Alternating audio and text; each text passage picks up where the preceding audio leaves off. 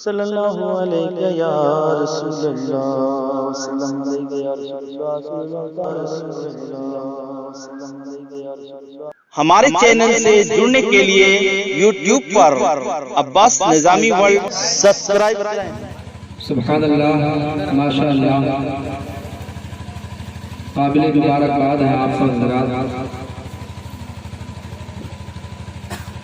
کہ بڑی ہی دلچسپی کے ساتھ علماء کرام اور طالبان علوم نبویہ سے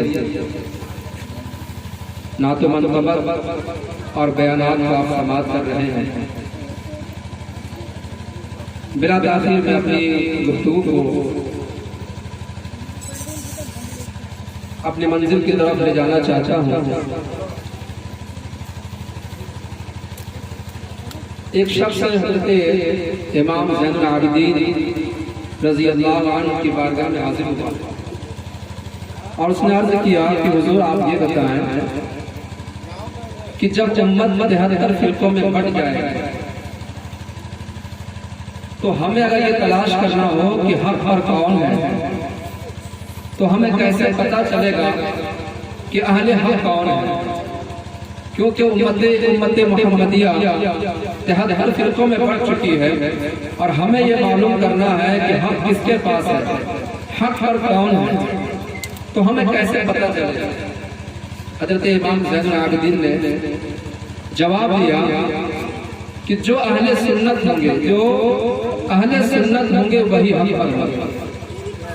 اس شخص نے کہا کہ آپ یہ بتائیں حضور، جب امت 73 فرقوں میں بٹ جائے اور پھر کئی فرقے اپنے آپ کو اہل سنت بھی کہیں، ہر کوئی یہ کہے کہ اہل سنت ہم ہیں، دوسرا کہے اہل سنت ہم ہیں، تیسرا کہے اہل سنت ہم ہیں، اگر کئی فرقے اپنے آپ کو اہل سنت کہیں گے اور اہل سنت کے نام سے موصوف کریں گے، تب ہم کیسے پہچانیں گے کہ اہل سنت کون ہے اور حق پر کون ہے؟ کیسے پہچانیں گے؟ حضرت امام زین العابدین نے جواب دیا کہ اہل حق اور اہل سنت کی پہچانوں میں سے ایک پہچان یہ ہے کہ وہ اپنے رسول پاک صلی اللہ تعالی علیہ وسلم پر کثرت سے درود پڑھتے ہیں۔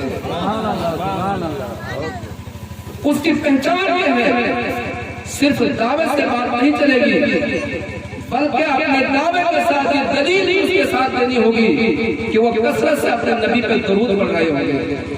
تو میں آپ حضرات سے گزارش کرتا ہوں کہ آئیے ہم آپ سب سے پہلے اپنے حضور سرور دو جہاں حضور رحمت للعالمین شفیع المذنبین احمد مصطفیٰ محمد مصطفیٰ صلی اللہ تعالی علیہ وسلم کی بارگاہ میں خراج عقیدت پیش کر کے اور یہ ثبوت ہے کہ ہم ہی اہل سنت ہے اور ہم ہی اہل حق ہے۔ اللہم صلی علی سیدنا مولانا محمد بارک صلی وسلم علیہ صلاۃ و سلام علیک یا رسول اللہ صلی اللہ تعالی علیہ وسلم۔ اسی طریقے سے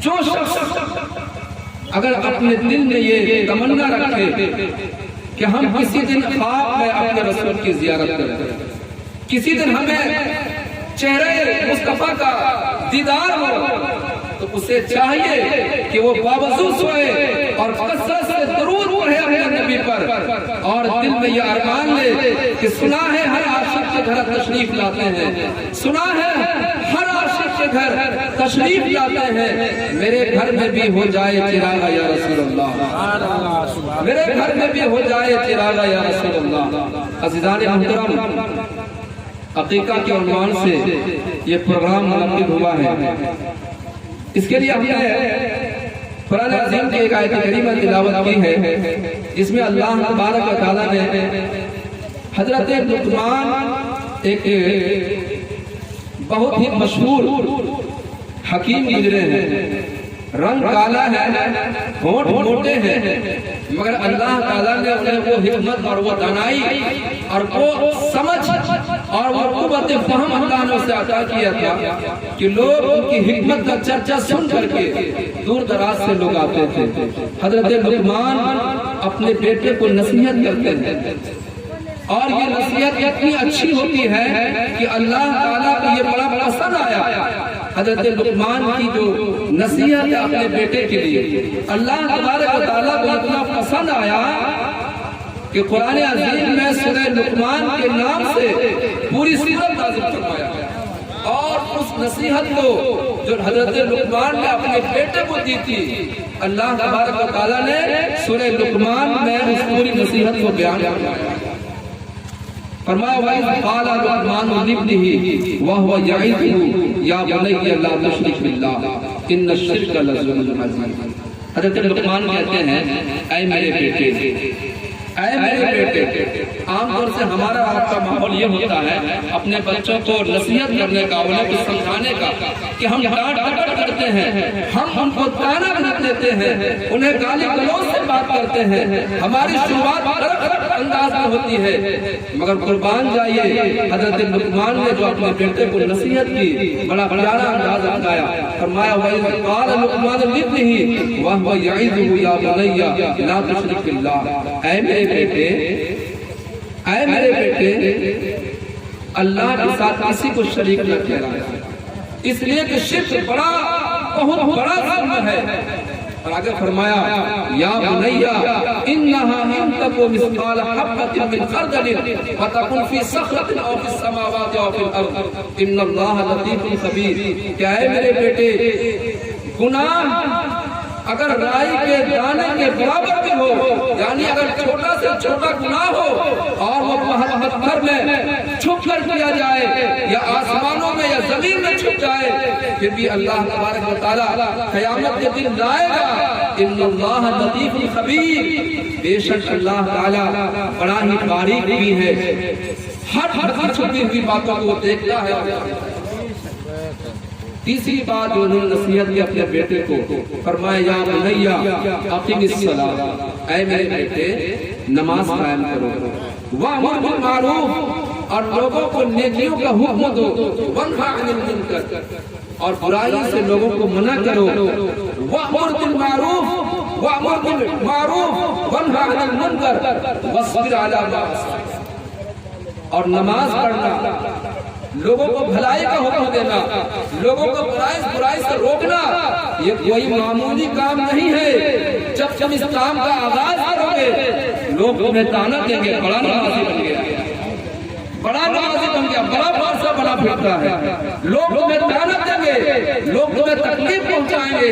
اللہ نے اس بات کا بیان فرمایا جو حضرت لقمان نے کہا اپنے بیٹے کو وَاصْبِرْ عَلَىٰ مَا أَصَابَكَ، اور جب تم نماز قائم کرو گے، لوگوں کو بھلائی کا حکم دو گے، لوگوں کو برائی سے روکو گے، لوگ تمہیں تکلیف دیں گے، لوگ تمہیں تکلیف پہنچائیں گے، تمہیں تانا دیں گے، تمہیں لعن طعن کریں گے۔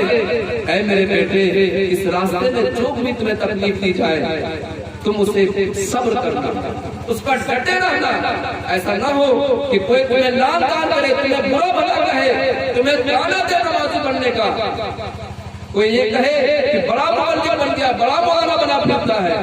وَاصْبِرْ عَلَىٰ مَا أَصَابَكَ، میرے بیٹے اپنے کام سے باز مت آنا، اپنے کام میں ڈٹے رہنا اور لوگوں کی بات پر صبر کرنا۔ إِنَّ ذَلِكَ مِنْ عَزْمِ الْأُمُورِ، اس لیے کہ جس کام کو تو نے شروع کیا ہے وہ کوئی معمولی کام نہیں ہے، بڑا ہی عزم کا کام ہے، بڑا ہی ارادے کا کام ہے۔ اور حضرت لقمان کہتے ہیں وَلَا تَسْعِرْ خَدَّكَ لِلنَّاسِ، اے میرے بیٹے اگر تم لوگوں سے جب بات کرو نا تو اپنا چہرہ ٹیڑھا کر کے بات مت کرو۔ وَلَا تَسْعِرْ خَدَّكَ لِلنَّاسِ وَلَا تَمْشِ فِي الْأَرْضِ مَرْحًا، اور زمین میں اکا کر مت چلو۔ إِنَّ اللَّهَ لَا يُحِبُّ كُلَّ مُخْتَالٍ فَخُورٍ، اللہ تبارک تعالیٰ فخر کرنے والے کو پسند نہیں کرتا۔ وَقْصِدْ فِي مَشْيِكَ وَاغْضُضْ مِنْ صَوْتِكَ، میرے بیٹے جب چلو تو میانہ روی اختیار کرو، میانہ روی اختیار کرو، شان کے ساتھ چلو۔ وَاغْضُضْ مِنْ صَوْتِكَ، اور جب لوگوں سے بات کرو تو اپنی آواز نیچی رکھو۔ إِنَّ أَنْكَرَ الْأَصْوَاتِ لَصَوْتُ الْحَمِيرِ، سب سے بری آواز گدھے کی آواز ہے۔ تو جب لوگوں سے بات کرو تو دھیمی آواز سے بات کرو، چلا کے باتیں مت کرو، اس لیے کہ چلانا یہ بری بات ہے اور یہ گدھے کی آواز سے تشبیہ دیا۔ تو جب باتیں کرو تو نرم لہجے سے کرو۔ حضرت لقمان نے اپنے بیٹے کو یہ نصیحت کی، اللہ تعالیٰ کو اتنا پسند آیا کہ اس حضرت لقمان کے نام سے پوری سورت نازل فرمایا اور پوری نصیحت کو بیان فرمایا۔ ہر مسلمان کی ذمہ داری ہے، ہر ماں باپ کی ذمہ داری ہے کہ سورہ لقمان کی تلاوت کرے، اس کے معنی اور اس کے مطالب پر غور کرے اور اپنے بیٹے کو اس کی نصیحت کرے، اپنے بیٹے کی نصیحت کرے۔ اللہ رسول صلی اللہ علیہ وسلم ارشاد فرماتے ہیں ادبوا اولادکم علی ثلاث خصال، کہ اپنے بیٹے کو 3 چیزوں کی نصیحت کرو، 3 چیزوں کی تعلیم دو، 3 چیزوں کا ادب سکھاؤ۔ یا رسول اللہ وہ 3 باتیں کیا ہیں؟ اللہ رسول فرماتے ہیں حب نبی، اپنے نبی کی محبت کی تعلیم دو، وحب اہل بیت، اور اہل بیت کی محبت کا ادب سکھاؤ، وقراءۃ القرآن، اور قرآن کی تلاوت کا ادب سکھاؤ۔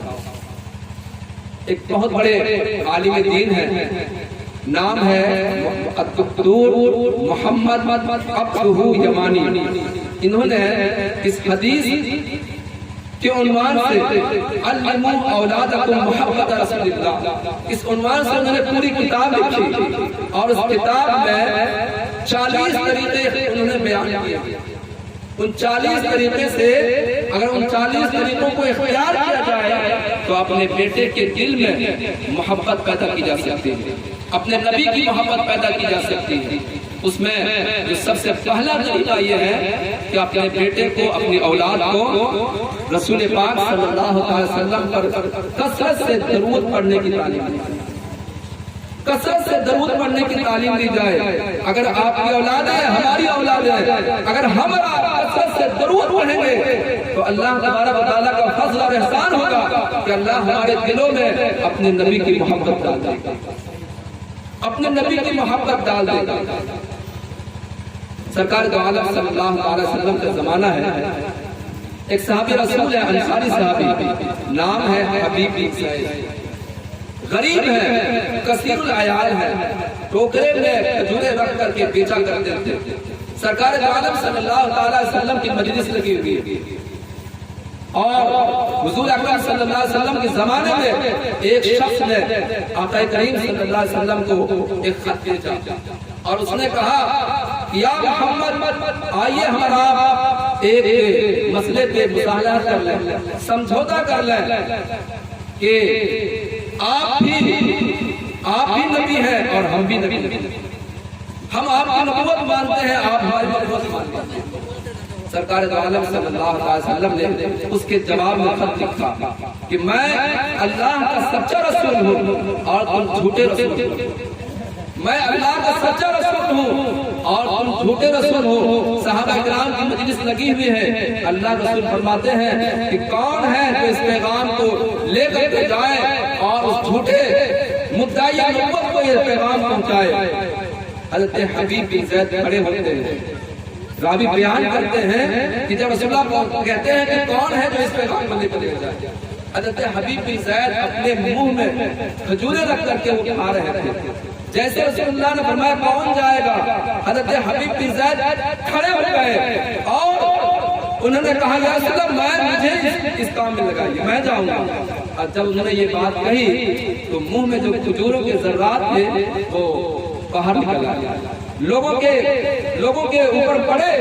لوگوں نے کہا کہ پہلے جو کھا رہے ہو اسے تو پہلے نکل لو، بعد میں کہنا کہ میں جاؤں گا۔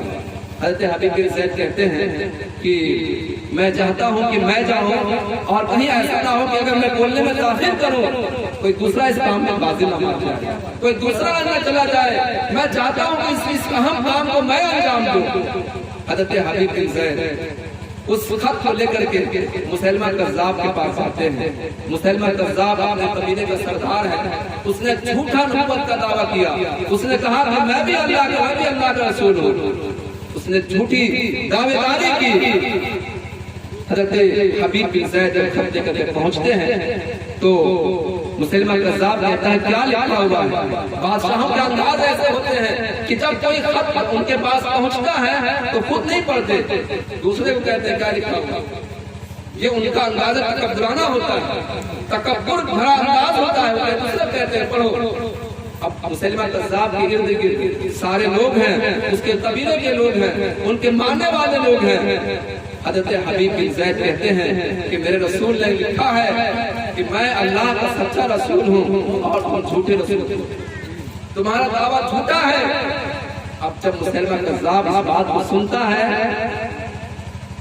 اس کی بڑی رسوائی ہوتی ہے، سارے لوگ جان جاتے ہیں کہ محمد عربی صلی اللہ علیہ وسلم نے اس کی نبوت کو جھوٹا قرار دیا، اب بڑی رسوائی ہوتی ہے۔ وہ کہتے ہیں چلو ٹھیک ہے، یہ تمہارے رسول کا کہنا ہے، تمہارا کیا کہنا ہے؟ حبیب بن زید جو خط لے کر کے آئے ہو تمہیں کیا کہنا ہے، تمہاری کیا رائے ہے؟ حضرت حبیب بن زید کہتے ہیں کہ میری بھی وہی رائے ہے جو میرے رسول کی رائے ہے، میری بھی وہی رائے ہے جو میرے رسول کی رائے ہے۔ مسلمہ کذاب غضبناک ہوتا ہے، غصے میں بھڑکتا ہے، تلوار اٹھاتا ہے، اس کا ایک ہاتھ کاٹتا ہے۔ کہا اب بتاؤ، ابھی بھی یہ کہہ دو کہ جو میرے رسول نے کہا ہے وہ بات سچی نہیں، میں تمہیں بخش دوں گا، تمہاری جان کو میں بخش دوں گا۔ حبیب بن زید کہتے ہیں کہ اگر تم میرے ٹکڑے ٹکڑے بھی کر دو تب بھی میری زبان سے اور میرے جسم کے ہر عضو سے یہی بات آئے گی کہ میرے رسول نے جو کہا ہے وہ سچ ہی کہا۔ مسلمہ کذاب اٹھتا ہے، پھر تلوار اٹھاتا ہے، دوسرا ہاتھ کو کاٹ دیتا ہے، پھر اسے پوچھتا ہے تمہاری کیا رائے ہے؟ کہا بس وہی پہلی والی رائے، کوئی الگ سے رائے نہیں ہے، جو میرے رسول نے کہا ہے وہ سچ کہا ہے۔ اس کے ہاتھ کاٹ دیتا ہے، اس کے پاؤں کاٹ دیتا ہے، اس کی آنکھیں نکال لیتا ہے، اور اس طرح سے حضرت حبیب بن زید شہید کر دیے جاتے ہیں۔ جب حضرت حبیب بن زید کی شہادت کی خبر ان کی ماں کو پہنچتی ہے، اب ان کی ماں کا جواب سنیے۔ ہمارا آپ ہوتے تو پریشان ہو جاتے، وعدے نہ کرتے، ہم روتے اور آہوں کھویا کرتے، لیکن دیکھیے حبیب بن زید کی ماں ام عمارہ کہتی ہے کہ لحاظ گاؤں اور کہ اسی دن کے لیے میں نے اپنے بیٹوں کو دودھ پلایا، لحاظ اليوم ارضعته کہ میں اسی دن کے لیے اپنے بیٹے کو دودھ پلایا تھا۔ عزیزان ملت اسلامیہ، وہ مائیں ایسی ہوتی تھی، اپنے بیٹوں کی تربیت ایسے انداز سے کرتی تھی، انہیں قرآن کی تعلیم دیتی تھی، حدیث رسول کی تربیت کرتی تھی۔ حضرت امام شافعی کی والدہ، حضرت امام شافعی جب بچے تھے ان کے والد کا سایہ اڑ جاتا ہے، یتیم ہوتے ہیں یہ، ان کی ماں اپنے بیٹے حضرت امام شافعی کو علماء کے سپرد کرتے ہیں، اور وہ چاہتے ہیں کہ علماء کی مجلس میں میرا بیٹا رہے گا، دین کی باتیں سیکھے گا، رسول اللہ کی حدیث سیکھے گا۔ حضرت امام شافعی جب بڑے ہوتے ہیں تو حدیث رسول کے بہت بڑے عالم ہوتے ہیں، حدیث اور فقہ کے بڑے عالم ہوتے ہیں، اور جب وہ اپنے گھر آتے ہیں تو ڈھیر سارے تحائف ان کو ہدایہ اور تحائف دیے جاتے ہیں۔ حضرت امام شافعی جب گھر لوٹتے ہیں دیکھتے کیا ہے، ان کی ماں پوچھتی ہے کہ یہ جو اونٹوں پہ سامان لدے ہوئے ہیں یہ کیسا سامان ہے، یہ سواری کیسی ہے؟ لوگ بتاتے ہیں کہ تیرا بیٹا بہت بڑا عالم دین ہو گیا، بڑے پائے کا محدث بنا ہے، فقہ کا امام بن کر کے لوٹا ہے۔ بادشاہ نے اسے یہ انعامات دیے ہیں جو اتنے اونٹوں پر اتنے سواریوں کے سامان لد کے آ رہے ہیں۔ حضرت امام شافعی کی والدہ ناراض ہو جاتی ہے، روٹ کر کے ٹیلے میں جا کے بیٹھ جاتی ہے اور کہتی ہے روٹ جاتی ہے۔ حضرت امام شافعی کہتے ہیں کہ ماں آپ ناراض کیوں ہیں، آپ کی ناراضگی کا سبب کیا ہے، آپ پریشان کیوں لگتی ہیں؟ حضرت امام شافعی کی والدہ کہتی ہے کہ بیٹا میں تمہیں حدیث رسول پڑھنے کے لیے بھیجا تھا، دنیا کمانے کے لیے تو نہیں بھیجا تھا، دنیا کمانے کے لیے تو نہیں بھیجا تھا۔ عزیزان ملت اسلامیہ، اپنے بچوں کو انہیں تعلیم دیجیے، ان کے اندر اپنے نبی کی محبت پیدا کیجیے، اہل بیت کی محبت پیدا کیجیے۔ یہ کب ہوگا جب اپنے گھر میں اس طرح کی میلاد منعقد کیجیے، خود بھی اس طرح کی مجلس میں بیٹھیے، ماں بہنوں کو، گھر کی عورتوں کو اس طرح کی مجلسوں میں بٹھائیے، اپنے بچوں کو بٹھائیے، تاکہ اس کے دل میں اپنے رسول کی محبت پیدا ہو سکے، اہل بیت کی محبت پیدا ہو سکے، اس کے اندر قرآن کی تلاوت کا جذبہ ہو سکے۔ اللہ تبارک و تعالی ہمیں اور آپ کو، اپنی اولاد کو اس طرح کی تربیت کرنے کی توفیق عطا فرمائے۔ وآخر دعوانا الحمدللہ رب العالمین۔ السلام علیکم۔